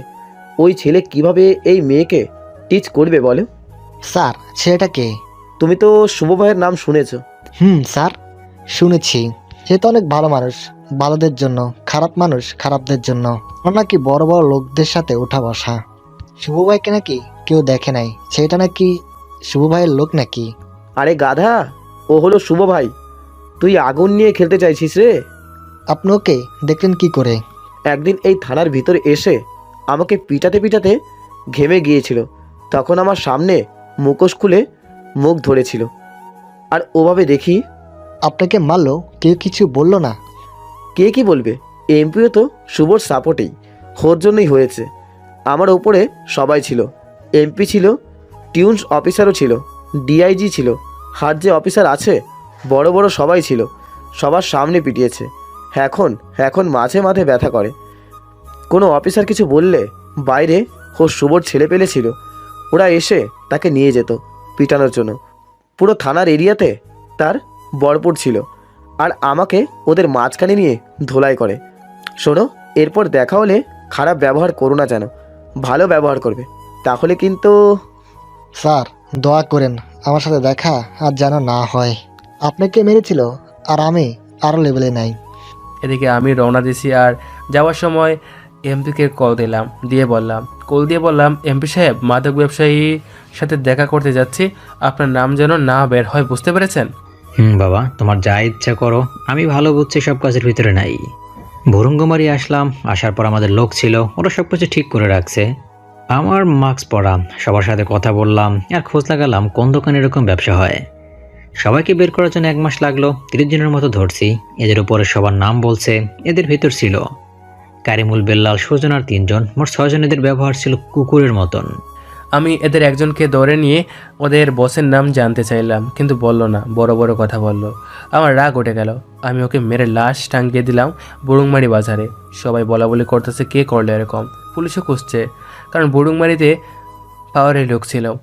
এদের 6 জনের বিরুদ্ধে গোপনভাবে শুনেছি এরা নাকি নারী পাচার করে। একজনকে মারার পর বাকি 5 জনকে ধরলাম। ওরা পালানোর চেষ্টা করছিল, কিন্তু অল্পর জন্য পারেনি। ওদেরকে বললাম, এসব মাল কুড়িগ্রাম কাকে দিস? 5 জনকে 5 রুমে রাখা হয়েছে, কেউ বলতেছে না। পরে আমি একটা একটা করে মারা শুরু করলাম। 4 জনকে মেরে ফেলেছি। 4টা লাশ একজনের সামনে রেখে জিজ্ঞেস করলাম, বল কাকে সাপ্লাই করিস? এর লাশ দেখে ভয় পেয়ে গেছে। কুড়িগ্রাম এর ব্যবসায়ী হিমেল ও হেলালকে সাপ্লাই দেই। এখন বল, নারী পাচার যে করিস, এগুলো কি ওরা দুজন নেই? হ্যাঁ, আমাকে ছেড়ে দেও। এটা বলার সাথে সাথে আমি হেডশট মারি। গুলি মাথার এপার ওপার চলে যায়। আর তখনই ফোনটা বেজে ওঠে। আর ফোনটা হাতে নিয়ে দেখি মা কল দিয়ে বলল, বাবা আবার অনেক অসুস্থ হয়েছে। মা, চিন্তা করো না, আমি আমার বন্ধু পাঠিয়ে দিচ্ছি। ওদের সাথে তোমরা সবাই কুড়িগ্রাম চলে আসো, ওরাই ভালো চেক আপ করাবে। পরে আমি কুড়িগ্রাম কল দিয়ে আমার একটা ছেলে আছে সাজু নাম, ওকে বললাম বাড়ির ঠিকানা দিয়ে যাও, মা বাবাকে নিয়ে আসো, ওদের জন্য কোনো সমস্যা না হয়। আর ওদের এনে বাবাকে ভালো ডাক্তারের কাছে চেক আপ করতে নিয়ে যাবা। আর কোনো ডাক্তারের জন্য সিরিয়াল ছেলে আমার কথা বলবা। ঠিক আছে ভাই। পরে সবগুলো দেহের উপর লেগে দিয়ে শুভ পাই। আমার মায়ের দরন দেখে বুড়ুংমারির ছেলে পেলে ভয় পেয়ে যায়, যেটা ওদের মুখ দেখাই বোঝা যাচ্ছিল। ওদের বডি রাতের বেলা রোডের উপর ফেলে দিয়ে আসি। সকালবেলা মানুষ দেখে অনেক ভয় পেয়ে যায়। আর থানার ওসি তো পাগলের মতো আমাকে খুঁজতেছে, আজকে সন্ধ্যায় গাড়ি আসবে। তারপর কুড়িগ্রাম কল দিয়ে বললাম, বুড়ুংমারি থানার ওসিকে কেসটা বন্ধ করে দিতে বলো। এদিকে বাবাকে সবচেয়ে বড় ডাক্তারের ওখানে নিয়ে গেছে, যেহেতু বড় ডাক্তার সেহেতু বীর তো আছে, আর তো সিরিয়াল নাম্বার নাই। আর এমন সময় গেছে ডাক্তার এখন রুগী দেখা বন্ধ করে দিয়েছে। ওই সময় রাজু গিয়ে কিছু বলল পিয়নকে, কিন্তু পিয়ন কিছু করতে পারবে না। পরে বললো ডাক্তারের সাথে দেখা করতে, ডাক্তার রুগী দেখবে না। তখন সাজু বলল, স্যার আপনি তো মনে হয় এখানেই থাকেন, আর শুভ ভাইয়ের নাম তো শুনেছিনি। শুভ ভাই? চিনি। কেন? ওনার বাবা স্যার যদি না দেখেন তাহলে আমি আর একটু বানিয়ে বলবো, তখন মনে আপনাদের জীবনে আর কোনো দিন রোগী দেখতে পারবেন না। পরে ডাক্তার রুগী দেখে আর বাইরে এসে মেডিসিন নিতে গেল। সাজুকেও সবাই চেনে, তাই সাজুকে দেখে বলল, আপনার বাবা নাকি? না, শুভ ভাইয়ের আব্বা। ও, শুভের আব্বা। হেই নেন, ওষুধ, টাকা লাগবে না। শুভ ভাই বাবাকে ওষুধ দিতে পেরেছি, এটাই অনেক সৌভাগ্য। শুভ ভাই আমার জন্য অনেক করেছে, তার জন্য কিছুই করতে পারিনি। তাই 10,000 টাকা নেবেন না, শুভ ভাই শুনলে তো রাগ করবে। কিচ্ছু হবে না, তুমি আঙ্কেলকে নিয়ে যাও, সময় করে আমাদের বাসায় একদিন নিয়ে আসো। আব্বু এসব দেখছে আর অবাক হচ্ছে। পরে ওরা চলে আসে বাসায়। আর ফার্মেসিটা রাজনৈতিক নেতা ওখান থেকে তুলে দিতে চেয়েছিল। পরে আমার কাছে আসে, তখন আমি ওকে কাজ করে দেই। এরপর আর কেউ ফার্মেসি তুলে দেওয়ার সাহস করেনি। সন্ধ্যার পর রওনা দিলাম বাড়ির দিকে, বুড়ুংমারির ছেলেপেলেদের কাছ থেকে। কুড়িগ্রাম এসে বাড়িতে গেলাম, গিয়ে দেখি সবাই সবার সাথে গল্প করতেছে। আমাকে থেকে মা বাবা ফারিয়ে খুশি হয়ে গেল। আমি ওদের সাথে কথা বলে ফ্রেশ হতে গেলাম। ফ্রেশ হয়ে এসে খাবার খেলাম। খাবার খেয়ে গড়েতে গেলাম আর শুয়ে থেকে ভাবতে থাকলাম এদেরকে কিভাবে মারবো। এদেরকে মারলে তো অনেক ঝামেলা হবে। পরদিন হিমেল ও হেলালের সাথে দেখা করতে গেলাম। আমি যাওয়ার পর আমার সাথে মোটামুটি ভালো ব্যবহার করলো, কিন্তু তাদের মনে মনে শুধু আমাকে মারার চিন্তা ভাবনা।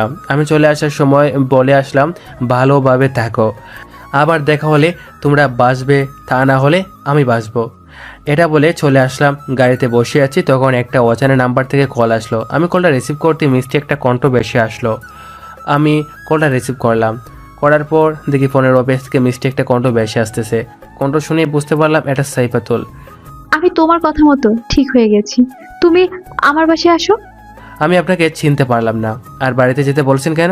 আরে আমি সাইফাতুল, তোমার হবু বউ। ও আচ্ছা, চিনতে পেরেছি। আচ্ছা, তোমার বাড়িতে যেতে বলছো? আসুন, আমি তোমাকে আমার পরিবর্তন দেখাবো। আর আমি রান্না করতে শিখে গেছি, আমার হাতে রান্না খাওয়াবো তোমাকে। ঠিক আছে, এখনই যাচ্ছি। আমরা 5 জন আছি, 5 জনের রান্না করো। আমার সাথে রিফাতও আছে।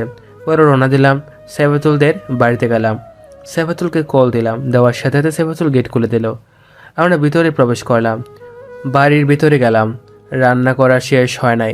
সাইফাতুলকে শাড়ি পরে অনেক সুন্দর লাগছে, মনে হইতেছে পিছন থেকে জড়িয়ে ধরে থাকি আর সাইফাতুল রান্না করুক। রান্না হয়ে গেছে, আমরা সবাই বসে আছি। সাইফাতুল দেখবে আমাকে, সেই জন্য ওর মনে অনেক খুশি। আমার তো ঝামেলা হয়ে গেল, আমি তো মুখোশ খুলবো না। মুখোশ না খুললে ভাত খাবো কি করে? আমি তখন সাইফাতুলকে বললাম, আচ্ছা তোমার বেডরুম কোথায়? ওইদিকে কেন? ওর বেডরুম থেকে খাবার প্লেট আর পানি নিয়ে চলে গেলাম ওর রুমে, আর ওর রুমে গিয়ে খাবার খাওয়া শুরু করলাম। আর বাইরে রিফাত বাদে সবাই অবাক, কারণ শুধু রিফাত আমার মুখ দেখেছে, তাছাড়া কেউ দেখে নাই।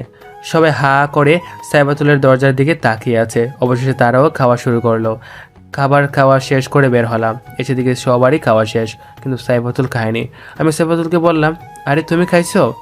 না, আমি তোমার সাথে খাইতে চাইলাম, আর তুমি তো লুকিয়ে গেলে। আচ্ছা এখন বসে থাকি, তুমি খাও। ভাইয়ারা, আপনারা আমার রুমে গিয়ে রেস্টুরেন্ট, আমি একাই থাকি এত বড় বাড়িতে, আপনারা বাড়িটা দেখেন। সাইফাতুল কি বুঝাইতে চাইছে তা রিফাতও আর আরও 3 জন বুঝতে পারছে। রিফাত যাওয়ার আগে বলে গেল, চল ভাই, কাবাব মে হাত দেওয়া যাবে না। আমি সাইফাতুলের পাশে বসলাম, আর সাইফাতুল খাবে দেখে চামচ নিতেছে। আমি দেখে জিজ্ঞেস করলাম, হাত রেখে চামচ দিয়ে খাবে কেন? হাতে একটু সমস্যা হয়েছে, তাই খেতে পারবো না। দেখি কি সমস্যা? সাইফাতুলের অবস্থা খুব খারাপ, হাত গরম পানিতে পড়ে গেছে। আমি দেখে বললাম, এরকম কবে হয়েছে?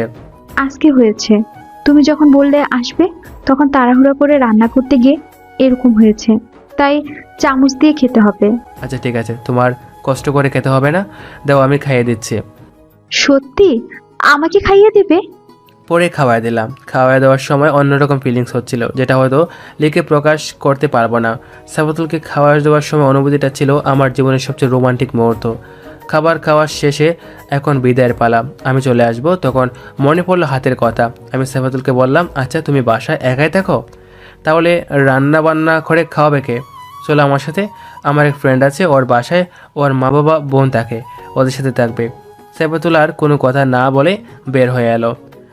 খয়েরি রঙের শাড়ি পরেছে, ওই শাড়িতে ওকে খয়েরি পরীর মতো লাগছিল। সাইফাতুল গাড়িতে বসলো। আচ্ছা, তোমার বন্ধুর মা বাবা থাকে, তোমার বন্ধু থাকে না?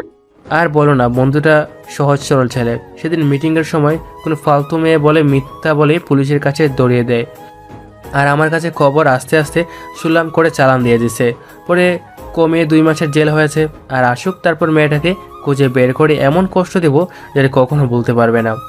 আর আরেকটা কথা, ওর বাবা মার সাথে এরকম কিছু আলাপ পড়বে না। ওর বাবা মা জানে ওনাদের ছেলে কাজের জন্য ডাকা গেছে। আচ্ছা, আর মেয়েটাকে পেলে আমাকে বলবে, আমি একটু পিটাবো। নিজে নিজেকে পিটাতে যাচ্ছে? বাহ, কি মেয়ে মানুষ! আপনারা ভাবছেন সাইফাতুল আমাকে মারলো, মিথ্যা বলে জেলে দিল, তাও কোনো রকম শাস্তি দিলাম না? আরে ভাই, হাতে ক্ষমতা থাকলে এরকম করবেই। প্রথম যখন ক্ষমতায় আসি তখন আমিও করেছি, তাই কিছু মনে করি না এসব। সাইফাতুলকে বাড়িতে নিয়ে গেলাম। আমি বাড়িতে না গিয়ে রিফাতকে পাঠালাম, আর আম্মু আব্বুকে বলবি মেয়েটাকে শুভ পছন্দ করে। রিফাত ওকে নিয়ে চলে গেল। সাইফাতুল তো বাবা মাকে দেখে অবাক, কারণ এদের ছেলেকে তো জেলে পাঠিয়েছে। আম্মু সাইফাতুলকে দেখে বলল, আরে তোমার বাড়ি তো আমার এলাকায়, তাই না? জি আন্টি। আসো, এটা তোমার ঘর, ফ্রেশ হও। রিফাত সাইফাতুলকে রেখে এসে আব্বু আম্মুকে বলল, শুভ ওই মেয়েটাকে পছন্দ করে, আর মেয়েটা একটু ওখানে সমস্যা হয়েছে, তাই এখানে থাকবে। মেয়েটা বখাটে ছিল, ব্যাপার না, দেখতে তো অনেক সুন্দর, বাকিটুকু সামলিয়ে শুভর যে রাগ, একদিনেই মেয়েটিকে ঠিক করে ফেলবে। তা তুমি কি বলো? তোমার ছেলে বড় হয়েছে, তার যা ভালো লাগে তাই করতে দাও, আমি আর কি বলবো। রিফাত চলে আসে, আর সাইফাতুল বসে বসে ভাবতে লাগলো, শালা, আমি শুধু আগুনের আশেপাশে ঘোরাঘুরি করি, যাকে জেলে পাঠালাম তার বাসায় থাকছি, আর ওর সাথে যে খারাপ ব্যবহার করছি, এসব যদি শুভ জানতে পারে তাহলে আমি শেষ। আর আমিও বললাম ওই মেয়েটাকে মারবো, আল্লাহ রহমত করিও। এদিকে মা সাইফাতুলের গাড়ি হাত দিয়ে বলতেছে, মা, তোমার মন কি খারাপ? না আন্টি, এমনি। আচ্ছা চলো, কিছু খেয়ে নাও। না আন্টি, আমি বাড়ি থেকে এসেছি, পরে খাবো। ঠিক আছে মা, আরাম করো। আর দেখো না, ছেলেটাও ঠিক মতো বাড়ি আসে না, কি যে কাজ করে এত। পরে মা চলে যায়। এদিকে মাথায় একটা চিন্তা, কিভাবে পিটানো যায় ওই দুজনকে। হঠাৎ করে একদিন সুযোগটা এলো। দেখতে পেলাম হিমেলরা দুটোর সময় রক্ষিতার ঘর থেকে ফিরছে। এটা অনেক বড় সুযোগ। পরে রাস্তার পাশে গিয়ে গাড়ি থামাতে বললাম, কিন্তু থামালো না। হিমেল হয়তো ড্রাইভারকে বলে দিয়েছে গাড়ি না থামাতে। পরে আমাদের গাড়ি দিয়ে গাড়িটা থামালাম। ওই ড্রাইভার বলল, আপনারা কে আর কি চান? আপনারা আমার বসকে চিনেন না? এটা বলার সাথে সাথে গুলি করলাম মাথা বরাবর। এরপর হিমেলকে জাগালাম, আর হিমেল আমাকে দেখেই পুরো চমকে ওঠে আর আমাকে বলতে থাকে, আমাকে ছেড়ে দে, তোকে টাকায় ভরিয়ে দিব। আরে আমার কি টাকার অভাব নাকি রে? তুই তো অনেক রকমের ব্যবসা করস, তাই না? তোর যে কটা ব্যবসা, ওই কয়ভাবে তোকে মেরে ফেলবো। ওই আমার লাঠি দে। পরে আমার সেই বিখ্যাত লাঠিটা দিল। আমি শুধু আন্ডারওয়্যার রেখে সব কাপড় খুলে ফেললাম, আর আমার সেই লাঠিটা দিয়ে সারা শরীরে পিটালাম। সারা শরীর দিয়ে রক্ত বের হচ্ছে, আর হিমেল অনেক আকুতি মিনতি করছে। আমি মারলাম আর বললাম, তোকে মাফ করবো কিভাবে? তুই তো নারী পাচারকারী। তুই উঠন্ত ছেলে মেয়েদের জীবন নষ্ট করিস। পিটানো শেষ হওয়ার পর হিমেলকে নিয়ে গেলাম ফুরন্ত লবণ মিশানো পানিতে ছাড়ার পর হিমেল শুধু লাফালাফি শুরু করলো আর বলতে লাগলো, আমাকে বের কর এখান থেকে, আমি আর নিতে পারছি না, আমাকে ছেড়ে দাও। বিশ্বাস করো, আমি এই শহর ছেড়ে চলে যাব। কে শুনে কার কথা। পরে লবণের পানি থেকে বের করে ওকে বলা হলো, বল ধুয়ে দে। চল ওকে নিয়ে যাই। পরে হিমেলকে ফুরন্ত গরম পানিতে ছেড়ে দেওয়া হলো, আর চোখের সামনে হিমেল মারা গেল। পরে মাথা বরাবর গুলি করলাম। দেহটাকে কাকতারোর মতো করে বাসের সাথে বাঁধ দিলাম, আর লিখে দিলাম নারী পাচারকারী, ছেলে মেয়েদের ড্রাগস দিয়ে নষ্ট করে দর্শক, এসব নিচে লিখে শুভবাই লিখে দিলাম। সব কিছু লিখে কুড়িগ্রাম হাইওয়ে রোডে টানিয়ে দিয়ে আসলাম। এসব কাজ করতে প্রায় চকচক হয়ে গেছে। সকালবেলা তাজা খবর, বিশিষ্ট ব্যবসায়ী হিমেল সাহেবকে মেরে ফেলেছে। পুলিশ এসে নামিয়েছে লাশ আর পরিবারকে দিচ্ছে। থানায় নতুন ওসি এসেছে। সে একেবারে নতুন, চ্যাংরা লোক, আমার বয়সেও একটু বড় হবে। তার রক্ত গরম। সে আমার লোকজনকে দৌড়ে নিয়ে যাচ্ছে। এদিকে হেলাল সাহেবের ঘুম হারাম হয়ে গেছে। তিনি অনেক প্রোটেকশন নিয়ে রেখেছে, আর আমাকে মারার জন্য লুক সেট করা হয়েছে। তাও আবার দিল্লি থেকে শার্প শুটার। বাংলাদেশের ভিতর করছে, কিন্তু কারো সাহস হয়নি আমাকে মারার সুপারি নেবে। ওসি সাহেব থানায় নিয়ে লোকদের অনেক নির্যাতন করতেছে। আমি কোথা থেকে এরা জানার জন্য। মায়ের আঘাত সহ্য করতে না পেরে অবশেষে বলে দেয়। পরে ওসি সাহেব আসে আমার আড্ডাতে, আর আমি দেখে তাকে বলতে থাকি, ওয়েলকাম অফিসার, আমি অনেক দিন ধরে তোমার পথ চেয়ে বসে আছি। তা চা খাবেন না কফি? এসে আমায় কলার ধরে বলল, আমি এখানে চা খেতে আসিনি, তোকে নিয়ে যেতে এসেছি। তোকে তো এমনভাবে মারবো যে তুই তোর নামও মনে রাখতে পারবি না। চল থানায়। কুল ডাউন, এত অস্থির হচ্ছ কেন? আমি যাইতেছি, কলারটা ছেড়ে দাও। কিন্তু ওসি কলারটা না ছেড়ে আমাকে কলার ধরে নিয়ে যেতেছে। আর যখন গড় থেকে বের হওয়ার পর দেখে কুড়িগ্রাম সিটির গরিব ভিখারি মধ্যবিত্ত সবাই দাঁড়িয়ে আছে, আমাকে নিয়ে যেতে দিবে না, এত লোক থেকে ওসি আমার কলার ছেড়ে দিল। আমি উপরে হাত তুলে বললাম, আপনারা শান্ত হন, আমি একটু ঘুরতে যাচ্ছি, আমাকে আটকানোর ক্ষমতা কারণে আপনারা যার মতো গড়ে চলে যান। পরে সবাই সাইড দিল। আমাকে থানায় নিয়ে যাওয়া হলো। আমি থানায় যাওয়ার আগেই আমার লোক থানায় পৌঁছে গেছে। আমার লোকেরা দাঁড়িয়ে আছে। আমি ওদের দেখে হাত তুললাম। ওরা বুঝতে পারলো কিছু হবে না।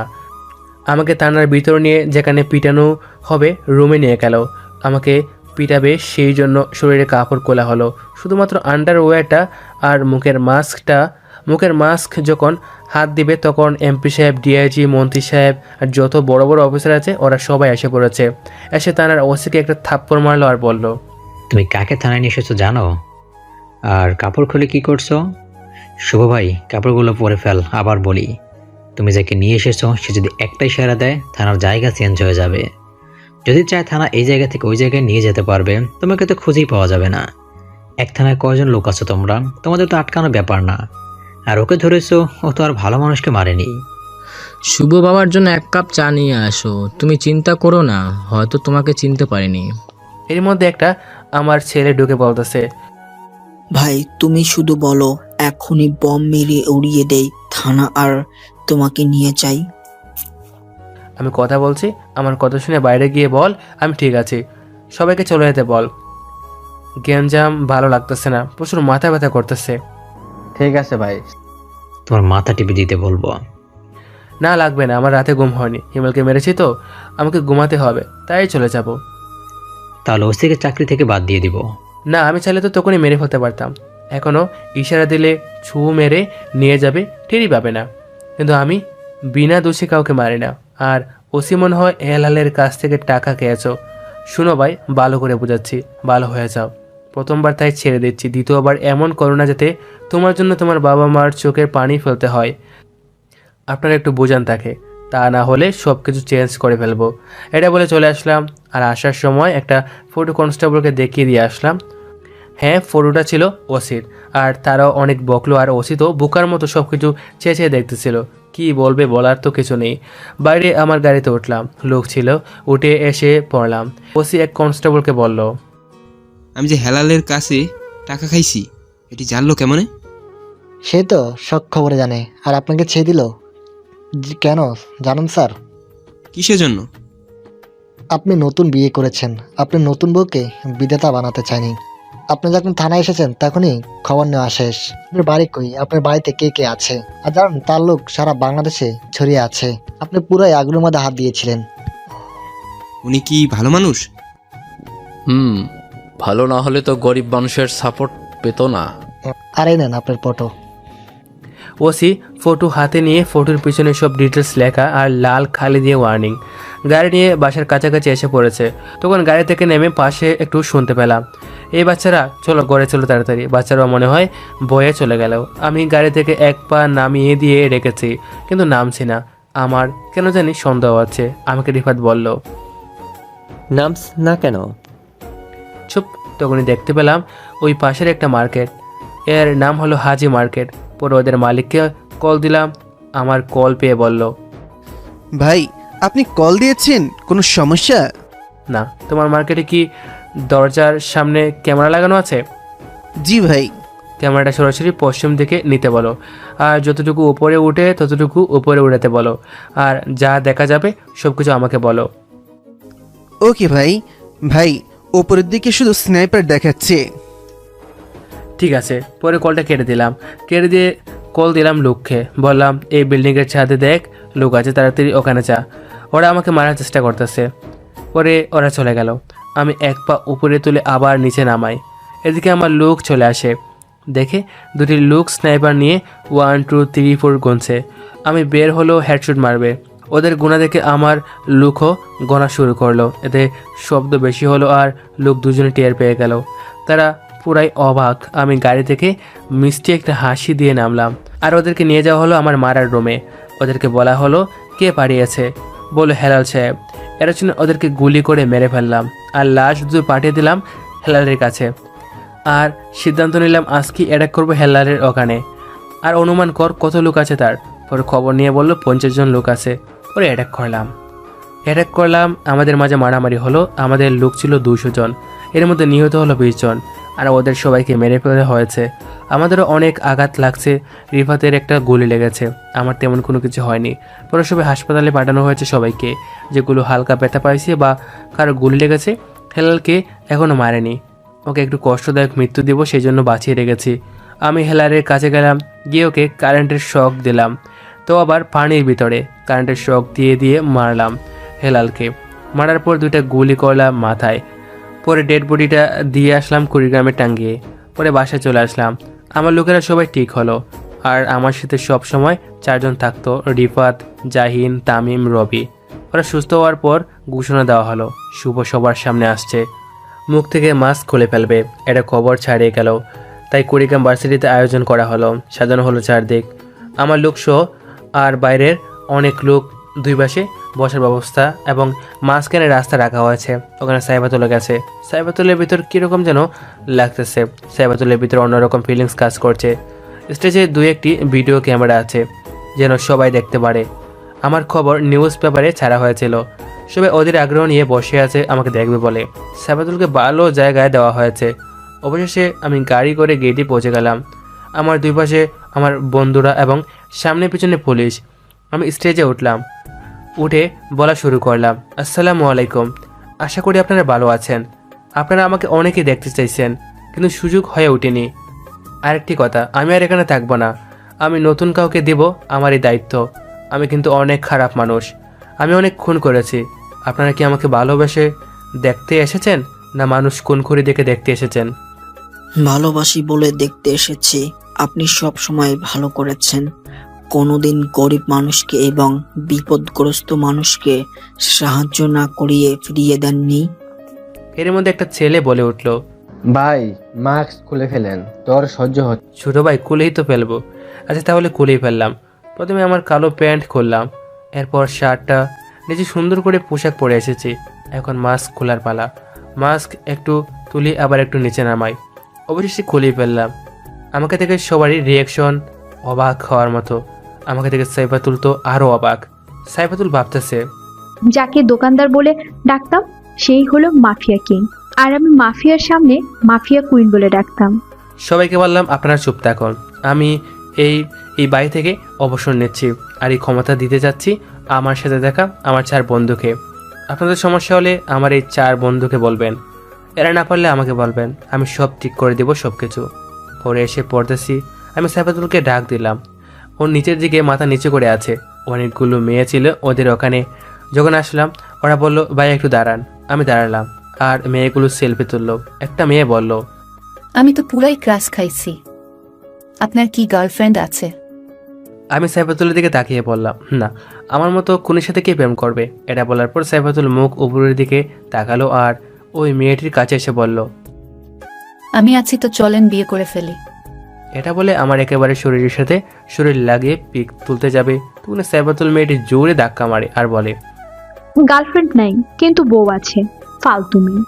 মেয়েটি পড়ে গেছে আর সবাই দেখছে। মেয়েটি বলল, ভাইয়া আগে বললে পারতেন যে বউ আছে। আমি মিষ্টি একটা হাসি দিয়ে চলে আসলাম। গাড়িতে ওঠার পর সাইফাতুল বলল, আমার ভুলগুলোর জন্য দুঃখিত, আমি তো জানতাম না। আর আমি তো মাফিয়া কিং এর সামনেই মাফিয়া কুইন দাবি করতাম, আর তোমার সাথে খারাপ ব্যবহার করেছি। ইটস ওকে বেবি, আমি যেদিন প্রথম দেখি দোকানে সেদিন তোমার প্রেমে পড়ে গিয়েছিলাম। ও আচ্ছা, তাহলে বিয়ে করবে কবে? বাড়িতে গিয়ে আব্বু আম্মুকে বলবো, তারপর বিয়ে করব। বাড়িতে গেলাম, যাওয়ার পর আব্বু আম্মুর সাথে কথা বললাম। আব্বু আম্মু, রিফাত ওরা সবাই ছিল। আমাদের বিয়ের দিন ঠিক করা হলো। রাতের বেলা সাইফাতুল বলল, চলো রাতে ঘুরতে যাব তোমার সাথে। ঠিক আছে। সাইফাতুল শাড়ি পরলো, আমি পাঞ্জাবি পরলাম। দুজন নির্জন রাস্তায় হাঁটছি, তখন একটা ছেলে এসে বলতেছে, কে রে তুই এই রাতের বেলা ঘুরতেছিস আমার এলাকায়? তাও আবার জানিস মেয়ে ঘোরা নিষিদ্ধ? শুভ ভাইকে চেনো? বড়, একসাথে খেলাই। ও আমার সাথে থেকেই সবকিছু শিখলো, অস্ত্র চালান। আর তুই আমাকে শুভ ভাইয়ের নাম শুনিয়ে ভয় দেখাস? ও আচ্ছা, বেশি বক বক না, তাহলে কপালে দুঃখ আছে। এমন মার মারবো। ওই আমি চিকনা বলে দুর্বল ভাবিস? এই তোরা কই রে? পরে 2-3 জন লোক আসলো, এসে আমার মুখের আর সাইফাতুলের মুখে লাইট ধরলো। লাইট ধরে অবাক। তখন পরে ছেলেগুলো বলতেছে, ভাই ভাবি কি খাবেন বলেন, আমার এলাকায় এসেছেন। আর যে ছেলেটি আমাকে ভয় দেখালো ওই ছেলেটি তো বেহাল অবস্থা, কথা বলতে পারছে না। আমি একটা থাপ্পড় তুললাম, কিন্তু না মেরে তার কাঁধে হাত রেখে বললাম, তুমি আমাকে অস্ত্র চালানো শিখাইছো? না মানে ইয়া হয়েছে কি ভাই? ঠিক আছে, বলতে হবে না। পরে আমি আর সাইফাতুল চলে আসলাম হাসতে হাসতে। এভাবে দিন কাটতে থাকে আমাদের।